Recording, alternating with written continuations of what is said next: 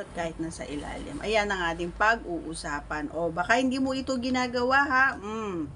Panoorin at nang malaman mo kung ano at paano yung ginagawa natin na sinasabi natin. So, please do me a favor everyone. If you are not yet connected, please do subscribe and click our tiny notification bell so that you'll be updated every time we have a new upload videos. Disclaimer din po, ang videos po natin ay para lamang po sa may bukas ng kaisipan at may malawak na pang-unawa. Kung wala po tayo nito, maaari na lamang pong mag-skip at mamili ng mga videos na nararapat para sa inyo. Okay?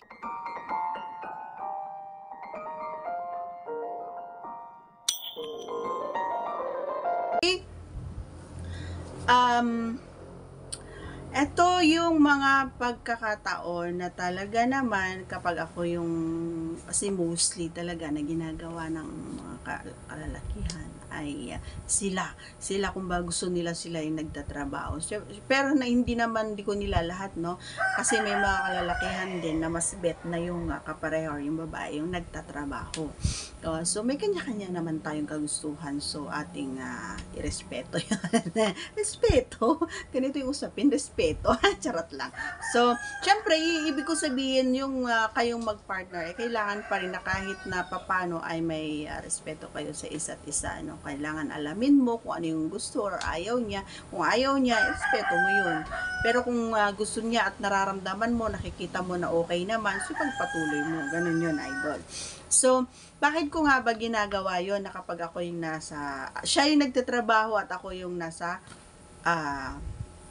ano niya. So, bakit? Kasi nga, minsan, mas nafe-feel ko, kumbaga, yung matigas na nakabaon doon, talaga naman na nararamdaman ko at mas masaya ko at mas na-appreciate ko, kumbaga, kapag kumikilos din ako habang kumikilos din siya sa taas.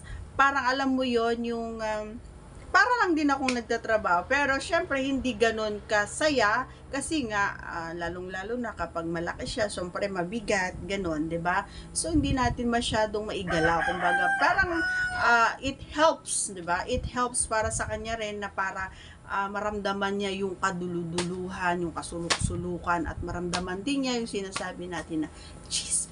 Alam mo yon, idol, masarap daw yon. So, actually, siguro 2 beses ko pa lang na-experience yung ganon. So, I do hope na one time ay mangyari ulit yung ganon, diba? So, yun lang mga idol. So, subukan ninyo or ipasubok ninyo sa mga kapareha nyo or sa mga girls na nanonood dyan, subukan ninyo. Kasi minsan yung mga kababaihan kapag sila nasa down ay sila, parang wala na lang, nakaganyan na lang sila, no? Wala, dead ma lang sila. Hinahayaan na lang nila yung kaparehan nila na magtrabaho, no? So, wag ganon. So, kailangan na mag-isip din kayo ng paraan para lang din sa sarili nyo, kumbaga, lalo-lalo na kapag parang wala kayo wala kayong gana. So, magkakaroon kayo ng gana kapag gawin ninyo, kumadyo din kayo sa yan. Sabayan nyo siya habang siya ay gumagalaw. Sabayan nyo din siya. Okay? Sarap yun. So, that's all for today's video. Once again, if you are not yet connected, please do subscribe and click our tiny notification bell so that you'll be updated every time we have a new upload videos. Thanks for watching, everyone. See you again on our next vlog. Bye!